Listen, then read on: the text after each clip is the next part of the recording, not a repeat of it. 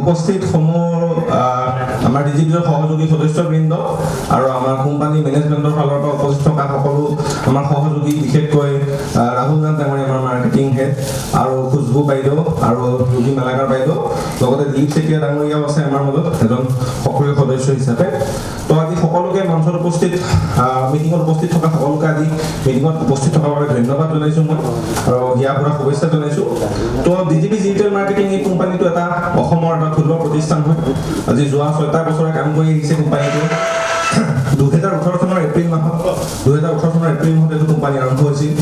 আৰু বিজনেছটো আমাৰ হৈছে সহযোগী বিপণন ব্যৱস্থা বা এফিলিয়েট মাৰ্কেটিং বুলি যাক কোৱা হয়। তো এফিলিয়েট মাৰ্কেটিং কেনেকুৱা ধৰণৰ এটা ব্যৱস্থা হয়, এইটো এটা নৱতম ব্যৱস্থা হয়, য'ত আপোনালোকে কিবা এটা প্ৰডাক্ট বা ছাৰ্ভিচ বা কিবা এটা বস্তুৰ বিষয়ে নিজে যেতিয়া আপোনালোকে গ্ৰহণ কৰে বা তাক ক্ৰয় কৰে, সেই বস্তুটোৰ বিষয়ে বেলেগক অৱগত কৰে, আৰু বেলেগ মানুহে যদি সেই বস্তুটো গ্ৰহণ কৰে আপুনি তাৰ বিনিময়ত এটা কমিশ্যন বা ইনকম এটা উপাৰ্জন কৰে, মানে টকা ঘটিব পাৰে। তো চাওক, এফিলিয়েট মাৰ্কেটিং এটা বহুত ধুনীয়া কনচেপ্ট হয়। বৰ্তমান ধৰক ভাৰতৰ মাননীয় প্ৰধানমন্ত্ৰী নৰেন্দ্ৰ মোদী ডাঙৰীয়া তেওঁ এই ব্যৱস্থাটোক সমৰ্থন কৰে, ঠিক আছে। তাৰপিছতে আমাৰ আপোনালোকে চাগে জানে বিখ্যাত ইউটিউবাৰ ধ্ৰুৱ ৰাঠি, তেখেতো এফিলিয়েট মাৰ্কেটিংটো বহুত ভাল ব্যৱস্থা বুলি কৈ গৈছে। পৃথিৱীৰ বহুত ডাঙৰ ডাঙৰ পণ্ডিত লোক আছে, তেওঁলোকে এই ব্যৱস্থাটো বহুত ভাল বুলি কৈছে, কিয়নো এইটো আমেৰিকাত যুক্তৰাষ্ট্ৰত বিশেষকৈ বহুত সফলতা লাভ কৰিব পাৰিছে। আপোনালোকে চাগে আমাজন এফিলিয়েটৰ নাম শুনিছে। আমাজন এটা বহুত ডাঙৰ কোম্পানী হয় অনলাইন বিপণন ক্ষেত্ৰত, তেওঁলোকে এই এফিলিয়েট মাৰ্কেটিং ব্যৱস্থাটো চলায়। কাৰণ কি হয় চাওক, আমি বিভিন্ন কোম্পানীয়ে উপলব্ধি কৰে যে বহুত ডাঙৰ ডাঙৰ ধৰক আপোনাৰ চেলিব্ৰিটি হওক বা ফিল্ম ষ্টাৰ হওক, অকল তেওঁলোকৰ জৰিয়তে যদি বস্তু এটা প্ৰচাৰ চলায়, নিশ্চয় প্ৰচাৰ প্ৰসাৰটো হয়, কিন্তু মানুহে তাৰ কোনো গুণাগুণ প্ৰডাক্ট বা ছাৰ্ভিচটোৰ অবিহনে মানে তাৰ উপৰঞ্চি আৰু একো নাপায়। কিন্তু আমাৰ যিটো এফিলিয়েট মাৰ্কেটিং চিষ্টেম, তাৰ জৰিয়তে সৰ্বসাধাৰণ লোকেও যাতে উপকৃত হ'ব পাৰে তাৰ ব্যৱস্থা এটা কৰা যায়। কাৰণ সৰ্বসাধাৰণ লোকক কি লাগে, বৰ্তমান সময়ত ইনকম কৰিব লাগে, তেওঁলোকে অৰ্থ উপাৰ্জন কৰিব বিচাৰে, ঠিক আছে। তো ধন ঘটাৰ এটা সৰ্বোত্তম উপায় হৈছে যিটো এফিলিয়েট মাৰ্কেটিং, আৰু এফিলিয়েট মাৰ্কেটিঙক লৈ আমি আগবাঢ়ি আহিছোঁ। আমি কাম কৰি আছোঁ ডিজিপিজে যোৱা 6টা বছৰ। তো আমি বিশেষকৈ নাৰী সবলীকৰণৰ ওপৰত গুৰুত্ব দিছোঁ। আজিও বহুত সকল বাইদেউ আহিছে, সকলোকে ধন্যবাদ জনাইছোঁ। আপোনালোকে ঘৰুৱা বিভিন্ন কাম কাজৰ মাজত, ব্যস্ততাৰ মাজত আপোনালোকে মিটিঙত আহি উপস্থিত হ'ব পাৰিছে। তো চাওক, কোৱা হয় যে পতিৰ সাফল্যত স্ত্ৰীৰ ভূমিকা, এখন কিতাপো আছে, ঠিক আছে। তো তেনেকৈ পতিৰ সাফল্যত স্ত্ৰীৰ ভূমিকা আছে, তো স্ত্ৰীৰ সাফল্যতো পতিৰ ভূমিকা থকা উচিত, যিহেতু এইটো এটা আধুনিক যুগ,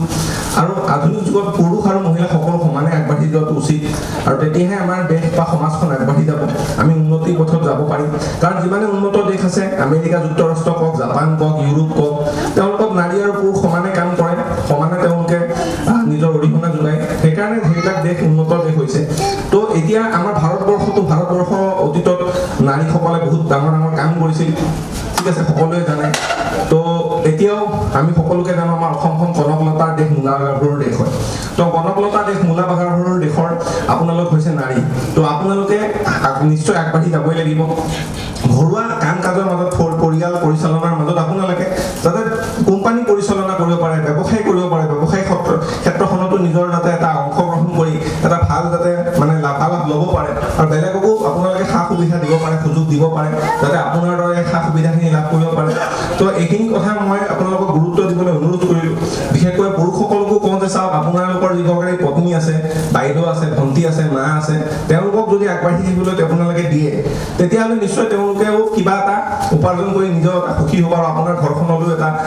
উপৰঞ্চি এটা আয় এটা আহিব। কিন্তু ইয়াতে এটা কথা আছে, আপোনালোকে সকলো উপলব্ধি কৰে বৰ্তমান সময়তো দুৰ্ভাগ্যজনক পৰিস্থিতিৰ বাবে নাৰীসকল সুৰক্ষিত নহয়। বিশেষকৈ বেছি দেৰিলৈকে তেওঁলোকে কাম কৰাটো অসুবিধা আছে, যি কাৰণে পৰিয়ালৰ বহুত সদস্যই তেওঁলোকৰ সুৰক্ষাৰ কথা ভাবিয়ে হওক বা অন্যান্য অসুবিধাৰ কাৰণে হওক, তেনেকুৱা বিভিন্ন ধৰণৰ কাম কৰা তেওঁলোকে নিবিচাৰে। বিশেষকৈ প্ৰডাক্ট চেল কৰা বা কিছুমান চেইন চিষ্টেম টাইপৰ কাম, সেইবিলাক কৰাটো নিবিচাৰে। কাৰণ সমাজখন এতিয়াও যদিও ভাল মানুহ আছে, বহুতো বেয়া মানুহ আছে। তো সেইকাৰণে কি হৈছে, আমিতো নিজকে সুৰক্ষিত ৰাখিবই লাগিব, নহয় জানো, সকলোৱে, পুৰুষে হওক মহিলাই হওক। তো আমি এটা সুবিধাজনক আৰু সুৰক্ষিত পৰিৱেশৰ মাজত কেনেকৈ ঘৰতে বহি টকা ঘটিব পাৰি, তাৰ ওপৰত ডিজিপিতে গুৰুত্ব আৰোপ কৰে। তো আমাৰ যিটো এফিলিয়েট মাৰ্কেটিং ব্যৱস্থা আছে, ঘৰতে বহি অনলাইনত ইনকম কৰিব পৰা, এইটো এটা সুন্দৰ ব্যৱস্থা। আপোনালোকে যদি ফেচবুক বা ছ'চিয়েল মিডিয়াৰ যিটো এপ্লিকেশ্যন আছে তাক ব্যৱহাৰ কৰিব জানে,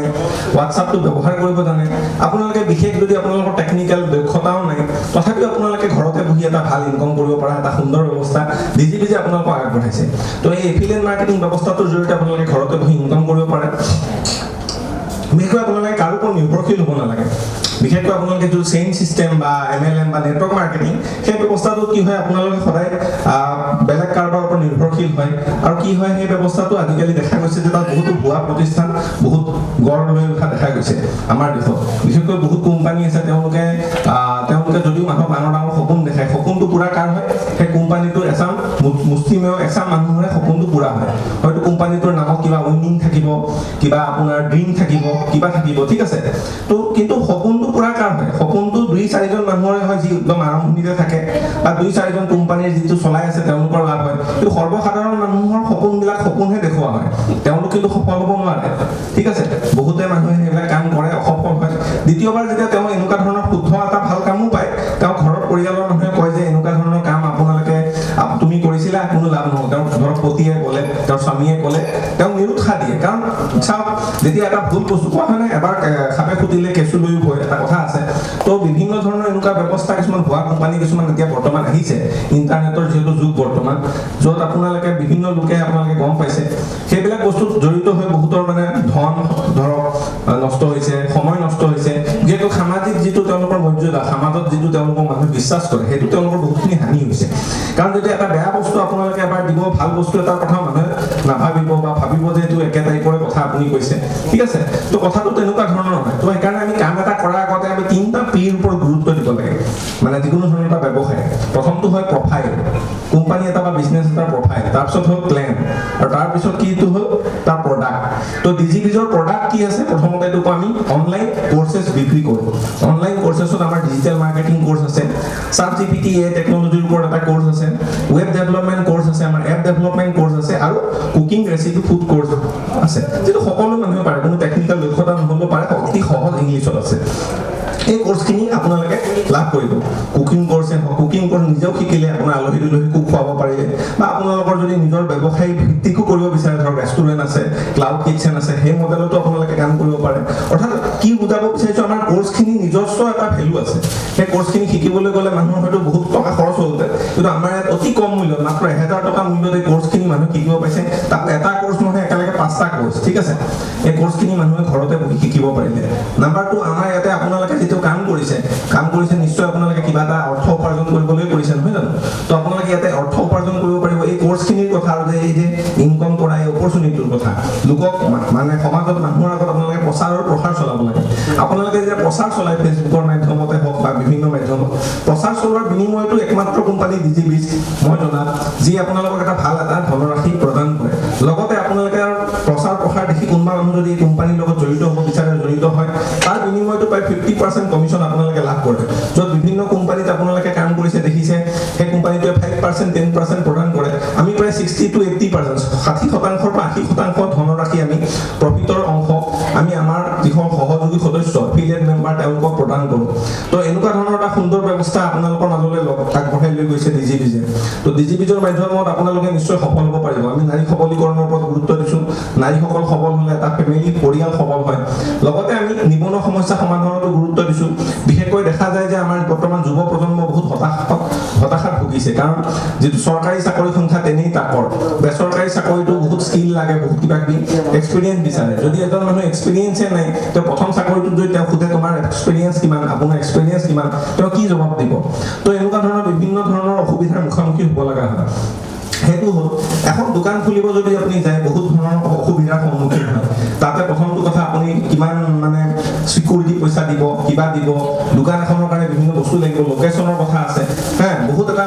মানে মূলধন আপোনাৰ বিনিয়োগ হয় যিটো মূলধন বা ক্যাপিটেল সকলো মানুহৰ পক্ষে সম্ভৱ নহয় 1 লাখ 2 লাখ 5 লাখ টকা সকলো মানুহৰ কাৰণে সম্ভৱ নহয় যে ব্যৱসায় এটা আৰম্ভ কৰিব পাৰে তো আমাৰ হাতত কি থাকিলে আমি যেতিয়া দেখিলো মাৰ্কেটত দুই ধৰণৰ সিস্টেম থাকিলে চেইন সিস্টেম টাইপৰ কামবিলাক থাকিলে আৰু এফিলিয়েট মাৰ্কেটিং থাকিলে এটা আপোনালোকৰ হাতত এটো অপচন আছে আপোনালোকে চেইন সিস্টেম কাম কৰিব প্ৰডাক্ট বেচা ঘৰে ঘৰে কিবা লেফট ৰাইট মিলোৱা হ্যাঁ সেইবিলাক কাম কৰিব য'ত প্ৰডাক্টৰ ট্ৰেইনিং লওক য'ত আপোনালোকে কিবা কিবিবিলাক মিলাওক লেফট ৰাইট মিলাওক আৰু বিভিন্ন ধৰণৰ বেলেগ বেলেগ মডেল আছে যিয়ে নহওক তো সেইবিলাক কাম কৰিব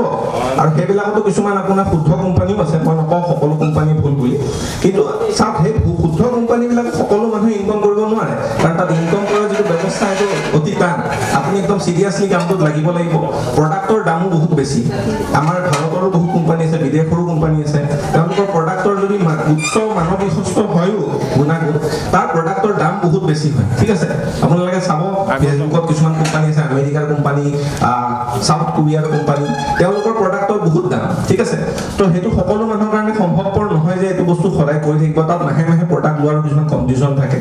তো সেইবিলাক ব্যৱসায় বহুত টাফ হয় আৰু যিবিলাক আপোনালোকৰ টাফ নহয় ধৰক প্ৰডাক্টটো একদম নাম মাত্ৰ কম খৰচত পাই যায় কিন্তু সেইবিলাক কোম্পানী বেছি দিন নীতিকে কয় আৰু তেওঁলোকৰ যিটো বিজনেছ মডেল সেইটো বিজনেছ মডেল আচলতে ক্ষণস্থায়ী হয় তো আপোনালোকে তেনেকুৱা ধৰণৰ কাম কৰিলে কি হ'ব আপুনি আজি কৰিছে আকৌ বেলেগ এটা কোম্পানী চাবগৈ লাগিব তো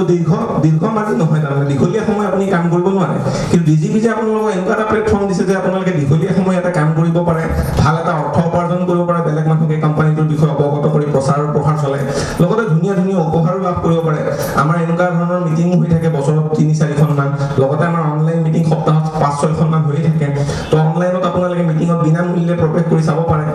আৰু নিশ্চয়কৈ কামটো কোম্পানীটোৰ বিষয়ে আমাৰ ব্যৱসায়টোৰ বিষয়ে আপোনালোকে অৱগত হ'ব পাৰে তো এইটো এটা সুন্দৰ ব্যৱস্থা তো মই নিবনুৱা সমস্যাটো সমাধানতো আমাৰ কোম্পানী এটা অগ্ৰাধিকাৰ লৈছে আমি এটা বৈপ্লৱিক পৰিৱৰ্তন আনিব বিচাৰো যিটো অৰ্থনৈতিক আমাৰ অসমৰ বৰ্তমান অৱস্থা বা গোটেই উত্তৰ পূৰ্বাঞ্চলৰ নৰ্থ ইষ্টৰে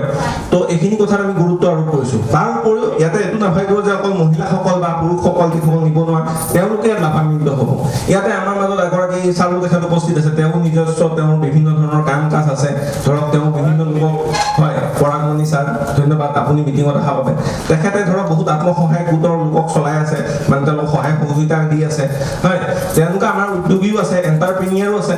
তেওঁলোকে হয়তো কিবা এটা শিকিবলৈ আহিছে বা এটা এক্সট্ৰা ইনকামৰ কাৰণে আহিছে কাৰণ এক্সট্ৰা ইনকামটো মই এটা উদাহৰণ দিওঁ আমাৰ ভাৰতৰ মাননীয় উদ্যোগপতি ৰতন টাটা ডাঙৰীয়া তেখেতে টাটাত আপোনাৰ নিমখো তেওঁলোকে বিক্ৰী কৰে তেওঁলোকে ষ্টিলো বিক্ৰী কৰে তেওঁলোকে ছফ্টৱেৰো বিক্ৰী কৰে ঠিক আছে তেওঁলোকে সকলো ধৰণৰ ব্যৱসায় কৰিছে তো এইটো কোৱা হয় মাল্টিপল ৰেভিনিউ ষ্ট্ৰীম মানে অৰ্থ উপাৰ্জনৰ বিভিন্ন খুঁটি তো বিভিন্ন খুঁটি হলে শক্তিশালী হয় এটা ব্যৱসায় তো এজন মানুহৰো এটা ফেমিলি চলিবলৈ চাওক আজিকালিৰ সময়ত বস্তুৰ মূল্য বৃদ্ধি হৈছে হ্যাঁ স্কুলত ইমান ফিজ দিব লাগে হস্পিটেল ডাক্তৰৰ খৰচ EMI থাকে হয় নাই তো তাৰ মাজত আমাক লাগে এটা অৰ্থ উপাৰ্জনৰ এটা এক্সট্ৰা ইনকামৰ এটা ৰাস্তা লাগে তো যিসকল লোকে হয়তো চাকৰি কৰি আছে ব্যৱসায় কৰি আছে তেওঁলোকৰ আজৰি সময়ত 1 ঘণ্টা 2 ঘণ্টা সময় যদি উলিয়াব পাৰে নিশ্চয় ডিজিবিজ কৰি তেওঁলোকে এটা এক্সট্ৰা ইনকাম কৰিব পাৰিব তো চাওক মহিলাসকলৰ কাৰণে বহুত ভাল ডিজিবিজ দ্বিতীয়তে আমাৰ নিবনুৱাসকলৰ কাৰণে বহুত ভাল ডিজিবিজ মাত্ৰ 1000 টকা য'ত মানুহে 1 লাখ টকা দি দোকান খুলিছে আৰু লাভৰ মুখ দেখা নাই 1000 টকা মাত্ৰ তেওঁলোকে জড়িত হৈ ডিজিবিজৰ পৰা কোৰ্সখিনি শিকাৰ লগতে ইনকাম কৰাৰ সুযোগ পাইছে তৃতীয়তে আমাৰ এটা কি হৈছে আমাৰ যিসকল চাকৰিয়ালে হওক বা বিভিন্ন ব্যৱসায় কৰি আছে তেওঁলোকেও যাতে বস্তু ইনকাম মানে কৰা সুবিধা পাইছে এক্সট্ৰা ইনকাম কৰিব পাৰিছে তো এটা সফলতা এটা মানে এটা বিশেষ ধাৰা ডিজিবিজে কঢ়িয়াই আনিবলৈ সক্ষম হৈছে তো আমি বিচাৰিম যে ডিজিবিজৰ লগত আপোনালোকে সকলো মানুহে ভালকে কাম কৰক যিসকল আমাৰ লগত জড়িত হৈ আছে আৰু নতুন নতুন লোকক এই কামটোৰ বিষয়ে অৱগত কৰক তেওঁলোকক কওক যে ডিজিবিজ অসমৰ এটা থলুৱা কোম্পানী হয় ভাৰত চৰকাৰৰ যিবিলাক নিয়ম নীতি আছে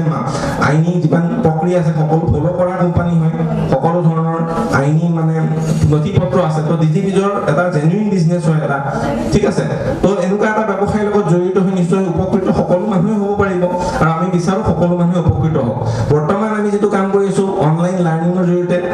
অনলাইন লাৰ্নিঙৰ ব্যৱস্থা তাৰ লগে লগে আমাৰ অতি সোনকালে আমাৰ এটা ই-কমাৰ্চ সেক্টৰতো আমি ব্যৱসায় আৰম্ভ কৰিম আমাৰ এটা ই-কমাৰ্চ ৰিসেলিঙৰো আমি এটা এপ লঞ্চ কৰিম ঠিক আছে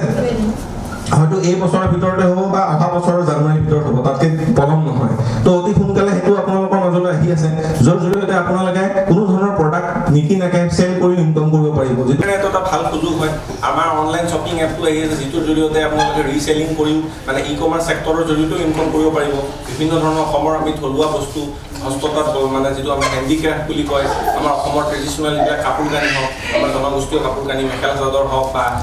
বড়ো দখনা হওক সকলো ধৰণৰ সেইবিলাক কাপোৰ কানিও আমি তাত চেল কৰাৰ ব্যৱস্থা ৰাখিম তো এইবিলাক চেল কৰিবলৈ হ'লে আপোনালোকে আকৌ এক্সট্ৰা কোনো ইনভেষ্টমেণ্ট নালাগিব আপোনালোকে জাষ্ট তাৰ বিষয়ে মানুহক জনালে হ'ল তাৰ লিংক শ্বেয়াৰ কৰিলে হ'ল মানুহে অৰ্ডাৰ দিব আপোনালোকে ইনকাম কৰিব পাৰিব তাতো আপোনালোকৰ লাভ হ'ব তো চাওক এতিয়া আপোনালোকে মানুহ ৰেফাৰ কৰি ইনকাম কৰি আছে লগতে উপহাৰ পাই আছে প্ৰচাৰ প্ৰসাৰ চলাই পাই আছে লগতে আপোনালোকে এই অনলাইন শ্বপিং এপটোৰ জৰিয়তে ঘৰতে বহি ইনকাম কৰিব পাৰিব তো এনেকুৱা এটা সুন্দৰ ব্যৱস্থা ডিজিবিজে লৈ আনিছে তো আৰু বেছি কথা নকওঁ আপোনালোকে অলপ পিছতে আমাৰ মাজত